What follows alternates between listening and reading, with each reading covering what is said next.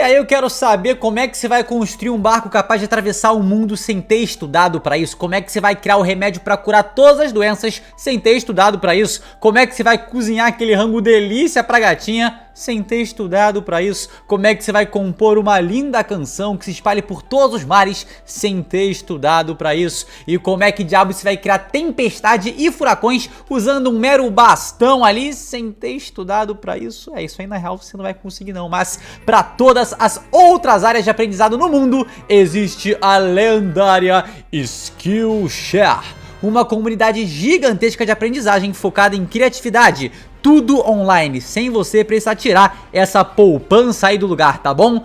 Não tá bom não, tá ótimo, mas tem muito mais. São milhares de aulas de todos os assuntos para você se inspirar, aprender e aproveitar as oportunidades da vida, como essa agora. As primeiras 1000 pessoas que clicarem no primeiro link da descrição vão receber um mês grátis da Skillshare Premium. E meu irmão, tem muita coisa boa, como por exemplo essa aula aqui do sensei chamado Sensei, que é para você começar a desenhar mangás. E isso com certeza vai dar aquela base necessária para você evoluir legal. Além desse tipo de aula, ajudar na própria análise dos mangás que você lê, algo que recorrentemente a gente tá fazendo aqui no canal. Corre aí pra pegar um mês grátis da Skillshare Premium na descrição, tá fácil, tá na mão, tá a um clique de distância. E aí eu te pergunto, sem ter estudado, sem ter treinado, os Mugiwaras seriam capazes de realizar seus sonhos? Então vem dar uma conferida na Skillshare pra evoluir tanto no quesito pessoal como no profissional.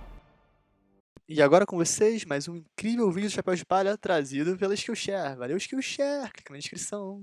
Zoro, Sanji e Luffy vão enfrentar os 3 almirantes mais fortes de One Piece e não vai ser do jeito que você pensa. No capítulo 398, Luffy ordena que Sogeking queime a bandeira do governo mundial. A partir desse momento de desafio absoluto do Chapéu de Palha a todo o poderio militar e institucional do governo mundial, todo fã pode ter vislumbrado tantos capítulos à frente, talvez mais de 1000 até, um pequeno fragmento do combate final que Luffy e sua tripulação teriam contra a marinha. Só uma centena de capítulos da frente desse momento, no 511, Zoro encara a morte de frente, sem nem poder abrir os olhos para encarar, porque a morte se encontrava na forma de luz, a grande perna do almirante Kizaru, que se descesse naquele momento poderia aniquilar todos os sonhos de alguém que seria o maior espadachim de todos. E no capítulo 574, Akainu, o mais poderoso dos almirantes até então, mata Ace, o irmão mais velho do Luffy, na sua frente. Mesmo que não tenha surgido nesse momento, porque o Oda trabalhou o choque e o desespero do Luffy, todo fã de One Piece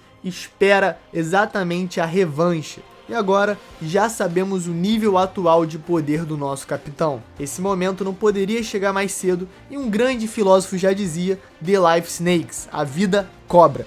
E cobra até almirante de frota. Luffy, Zoro e Sanji sempre enfrentaram os inimigos mais poderosos das sagas, e o Oda não vai mudar esse modelo até o fim do mangá. E convenientemente, temos sempre 3 almirantes no topo, a ponta da lança do poder militar da marinha, e consequentemente, as principais armas do governo mundial. Insama ainda senta no trono vazio, e durante o fim da saga de Wano, fez tudo para aniquilar Luffy, até entregando a vida de um agente da CP0 de altíssimo calibre.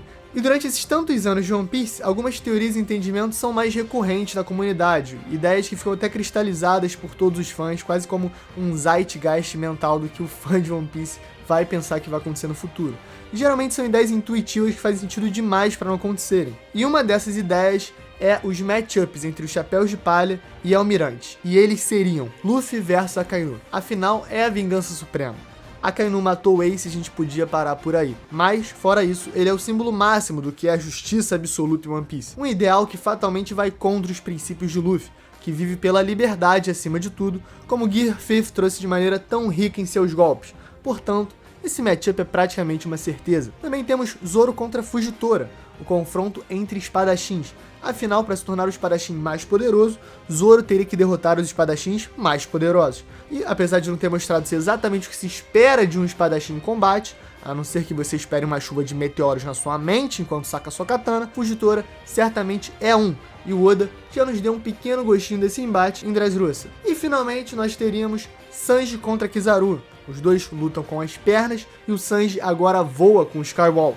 Fora que provavelmente seria a luta mais plástica de todas em One Piece. Só chutão de poderzinho bolado pra lá e pra cá seria bem bom. E todos esses embasamentos são bem interessantes, mas o vídeo de hoje vem pra provar que eles estão errados. Zoro e Sanji não vão lutar contra quem você pensa e os motivos pra isso vão certamente explodir a sua mente. Fala galera, Chapéu aqui, eu sou o Derek. Hoje uma teoria quentíssima, tá? Vai mudar a sua perspectiva do que vão ser os matchups na batalha final de One Piece. Mas antes dessa batalha tão quente, link na descrição se você quiser se aprofundar mais. E olha só, chapéusdepalha.com. Olha meu belíssimo suéter daquele cara do bigode. Você conhece esse cara do bigode? Ele é brabo. Bom, eu amo esse suéter, eu uso ele em todos os lugares e ele tá na nossa lojinha, chapéusdepalha.com. Se não quiser dar uma moral, tem vários tamanhos, vários designs, vários modelos, é tudo 10. Então sem mais delongas, slap no like e... Alanzito, chama a vinheta.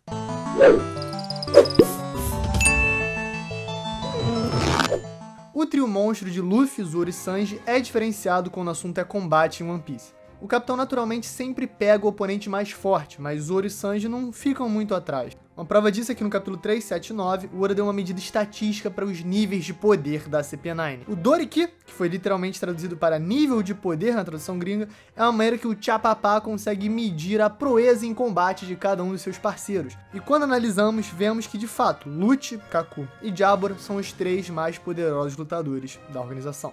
E é doido ver como, tipo assim, existe uma disparidade entre eles que é um tanto avassaladora. Enquanto Jabura e Kaku tem só 20 Doriki de diferença, Rob Lucci tem 4.000, quase o dobro que os dois têm. Não dá pra ver que a disparidade entre os oponentes que o Luffy encara e que o Zoro e o Sanji encaram, pelo menos nessa altura, era bem grande. E durante o mangá temos diversos exemplos dessa mesma disposição, mas o mais claro de todos provavelmente é Luffy versus Kaido, o único do bando que encararia de fato o Yonkou nessa altura, enquanto Zoro e Sanji encaram respectivamente King e Queen, os dois mais poderosos comandantes da criatura mais forte do mundo. E é curioso porque o trio monstro é de fato algo permanente do mangá. Por mais que em todo ciclo de novo membro do bando as pessoas sejam beitadas a acreditar que de alguma maneira essa dinâmica vai mudar. Quando o Frank entrou, a galera falou, ferrou, o Frank entrou, ele vai ser mais forte do que o Sanji ou do que o Zoro, porque ele tava encarando o Luffy no X1.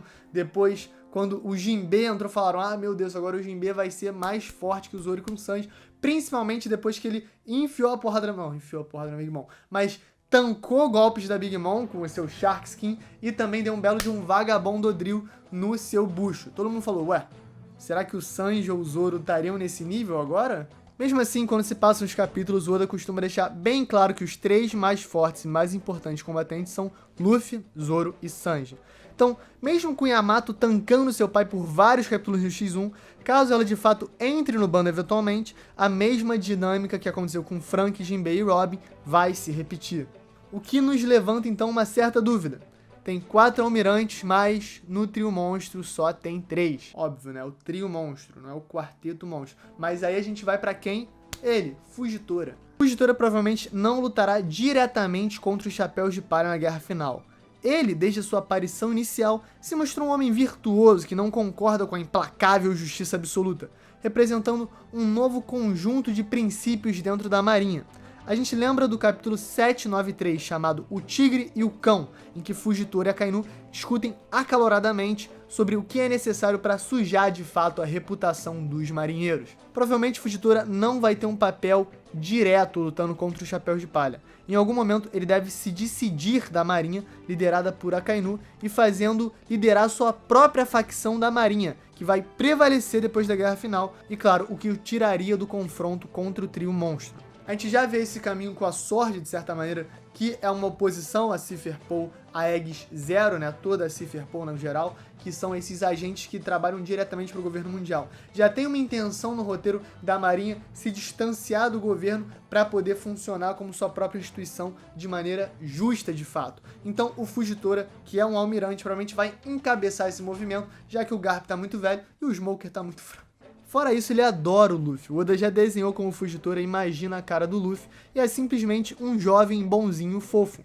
Isso nos deixa no bom e velho 3v3. E os matchups serão, para começar, obviamente, Luffy contra Akainu. Eu já delineei um pouco os motivos e eu acho que todo fã de One Piece entende, porque Luffy contra Akainu faz muito sentido. O Akainu matou o Ace e ele é simplesmente o maior vilão, né, se a gente pode chamar alguém de vilão, é o maior vilão da marinha, porque o cara mata inocente como se não fosse nada por um conceito de bem maior, bem absoluto, que tantas vezes é a justificativa dos grandes vilões de séries e sagas. A gente sabe que artisticamente o povo é mais fechado com deontologia do que com utilitarismo. E o Akainu parece ser um full utilitarista, então isso assusta. Mas esse não é o matchup mais interessante. O matchup mais interessante vai ser Sanji versus Rokugyu, o Touro Verde. Ué, não era o Kizaru? Mas por quê? Por que será? A maioria das pessoas imagina Sanji versus Kizaru baseado meramente na estética. O combate ia ser lindo, quase que uma capoeira misturada com Taekwondo with lasers. Mas a gente tem que pensar que, com Oda, o desenvolvimento de roteiro às vezes é usado para prever certos matchups. E no caso específico do Sanji, os seus combates costumam envolver temáticas mais complexas do que a luta em si.